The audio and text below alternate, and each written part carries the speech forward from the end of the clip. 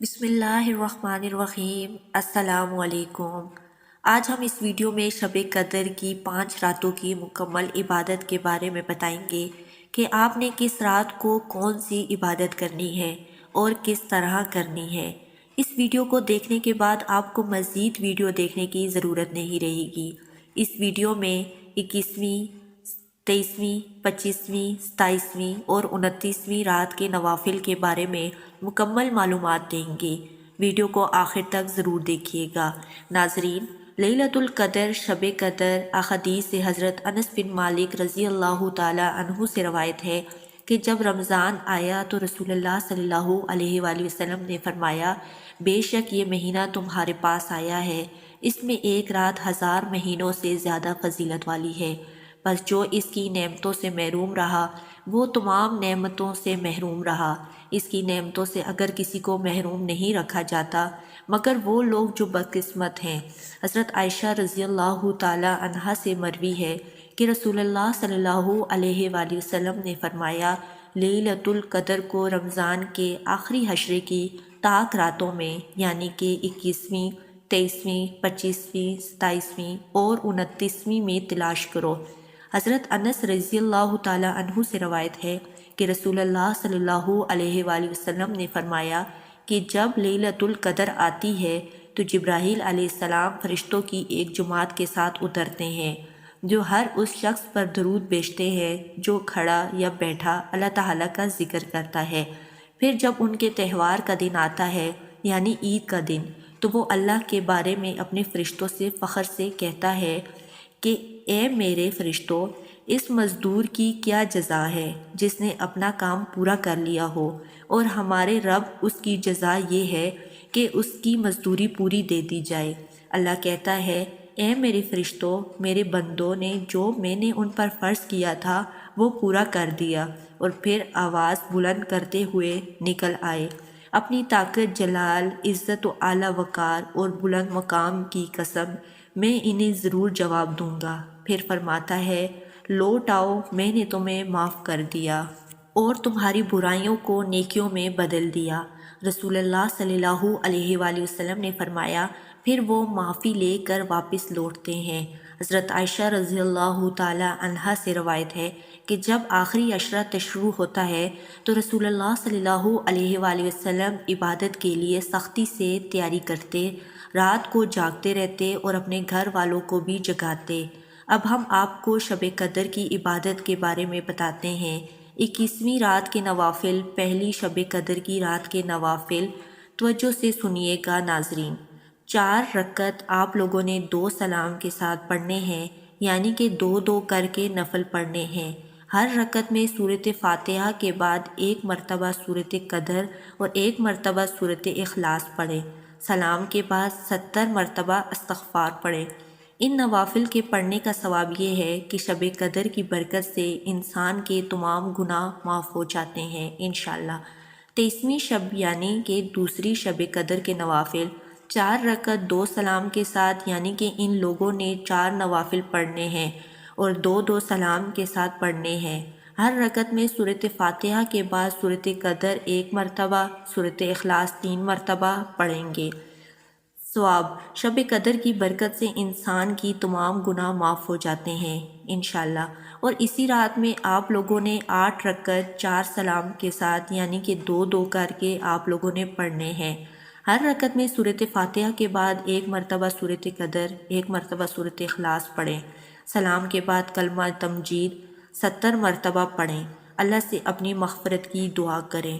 کلمہ تمجید: سبحان اللہ والحمد للہ ولا الہ الا اللہ واللہ اکبر ولا حول ولا قوة الا باللہ العلی العظیم۔ انعامات: اس شخص کے تمام گناہ معاف ہو جائیں گے۔ 25ویں رات یعنی کہ تیسری شب قدر کے نوافل۔ 4 رکعت 2 سلام کے ساتھ پڑھیں گے۔ ہر رکعت میں سورۃ فاتحہ کے بعد سورۃ قدر 1 مرتبہ اور سورۃ اخلاص 5 مرتبہ پڑھیں۔